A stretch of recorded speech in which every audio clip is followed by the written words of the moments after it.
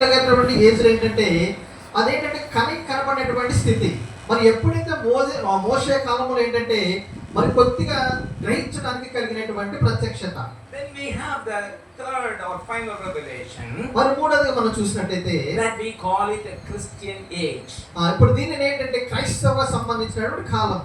Now this is starting from the day of Pentecost to till our Lord Jesus Christ return. మరి ఇది ఎప్పుడంటే మొదటగా మరి Pentecost ఎప్పుడైతే మొదలైందో ఆ దినము నుంచి మరలా యేసుక్రీస్తు వారు వచ్చేట వరకు జరిగేటువంటి కాలం. This is a climax, I know. This is a sunlight revelation we call it. ఇప్పుడు దీని ఏంటంటే సూర్యుని యొక్క ప్రత్యక్షత అని కూడా మనం పిలవచ్చు దీనిని. We see on the same sunlight time. మనకు చూడండి మరి సూర్యుడు మనం చూసినప్పుడు వెలుగులు from the street. మన ఒక సూర్యుని వెలుగులు మన అక్కడ రోడ్డు మీద నిలబడినప్పుడు చూడండి మరి సూర్యుని వెలుగులు మన అక్కడ నిలబడినప్పుడు ఎవరెవరు వస్తున్నారు అన్ని కూడా మనకు కనబడుతూ ఉంటాయి. Now you can see very clear. అక్కడ సూర్యుని యొక్క వెలుగులో ఎవరు వస్తున్నారు వెళ్తున్నారు మనకు చాలా క్లియర్ గా మనకు కనబడుతూ ఉంటుంది. Now you know it's a man or woman.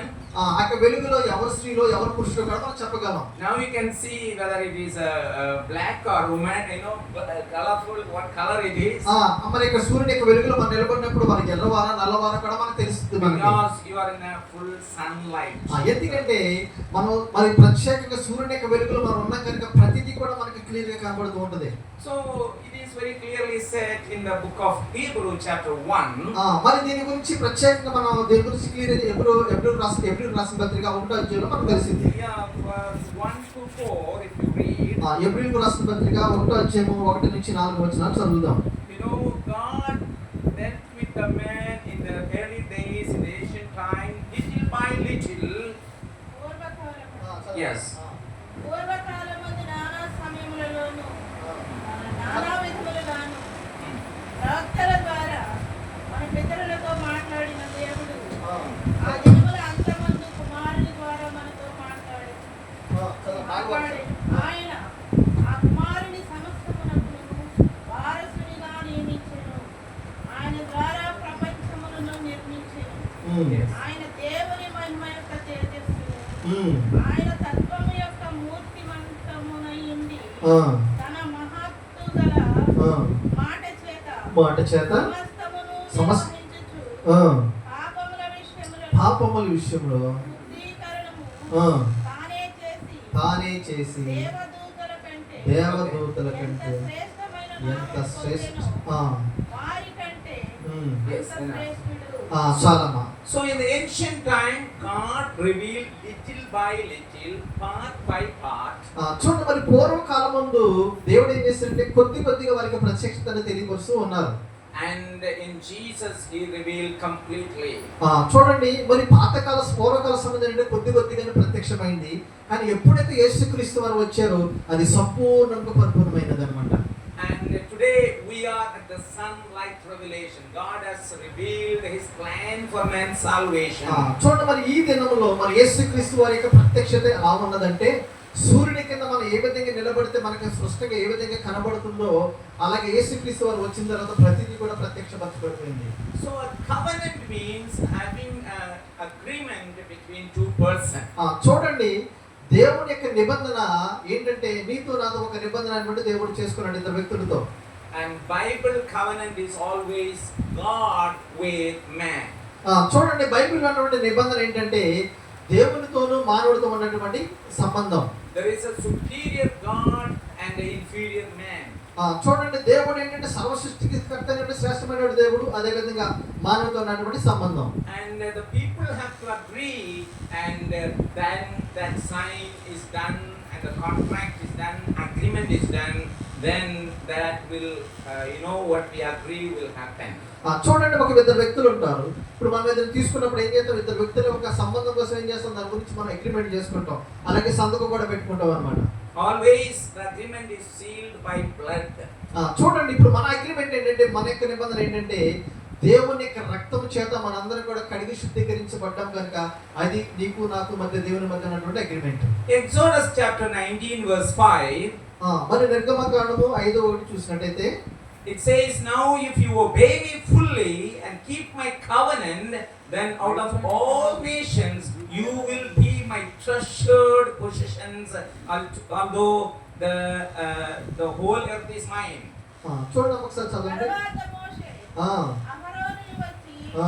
ఫరోను చూసి ఇశ్రాయేలుల దేవుడైన యెహోవా 19:5 నిర్గమకాండము 19:5. Exodus 19:5. 19:5 వచనం చదవండి. కాగా మీరు చూడండి నా ఆ, మాట శ్రద్ధగా విని నా మాట శ్రద్ధగా విని నిబంధనను నా నిబంధనను అనుసరించి అనుసరించి నడిచిన యెడల మీరు సమస్త దేశముల జన్మలు నాకు స్వకీయ సమానమును మీరు అగును. See, Yes. God is so superior and all the world belongs to Him, but yet He chose to make a covenant with the people or group of people or with the nation.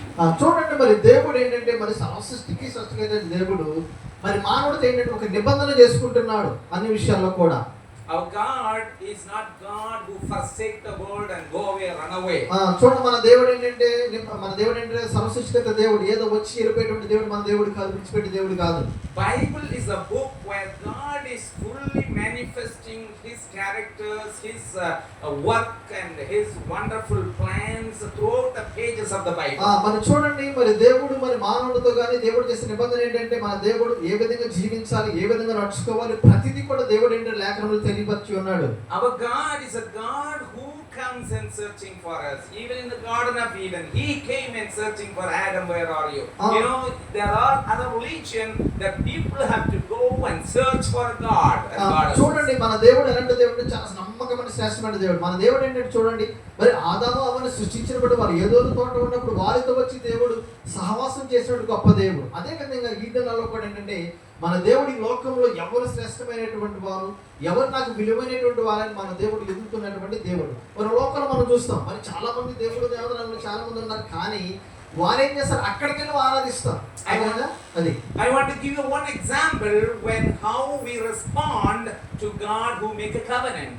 చూడండి నేను ఒక ఉదాహరణ చెప్పాలని ఆశకరున్నాను. దేవుడు మనతో ఒక నిబంధన చేసినప్పుడు ఆ నిబంధనకి మనం ఏ విధంగా గైకొనాలో ఒక విషయం తెలియపరుస్తున్నాను. Exodus chapter 24 verse 7. నిర్గమకాండము 24వ అధ్యాయము 7వ వచనం చూద్దాం. They say, you know, they responded with yes. రత్నములు తీసుకొని నిబ- పిలిపింపగా వారు యెహోవా చెప్పినవన్నీ చేయుచు విధేయులై ఉండురమనిరి. Yeah, whatever he said that we will obey. చూడండి దేవుడు ఏదైతే ఒక నిబంధన చెప్పి ఉన్నాడో ప్రతి దానికి కూడా వాళ్ళు ఏం చేశారంటే దేవుని యొక్క మాట కూడా లోబడ్డారు ప్రజలు. Now God makes a covenant with Abraham. God makes first covenant with Noah. దేవుడు మరి అబ్రహాంతో ఒక నిబంధన చేసుకున్నాడు, నోవాతో కూడా ఒక నిబంధన చేసుకున్నాడు దేవుడు. God made covenant with Israel. అదే విధంగా ఇశ్రాయేలు ప్రజలతో కూడా దేవుడు ఒక నిబంధన చేసుకుని ఉన్నాడు. God made a covenant with the whole world in the New Testament. అదే విధంగా మరి నీవు కొత్త నిబంధన గ్రంథంలో మొత్తం ప్రపంచంతో కూడా దేవుడు ఒక నిబంధన చేసుకుని ఉన్నాడు మొత్తంతో ప్రజలందరితో. So we need to find out before the character of those covenant. We wanted to see the purpose of all these covenant. అయితే ఇక్కడ మనం గమనించవలసింది ఏంటంటే మరి దేవుడు ఏ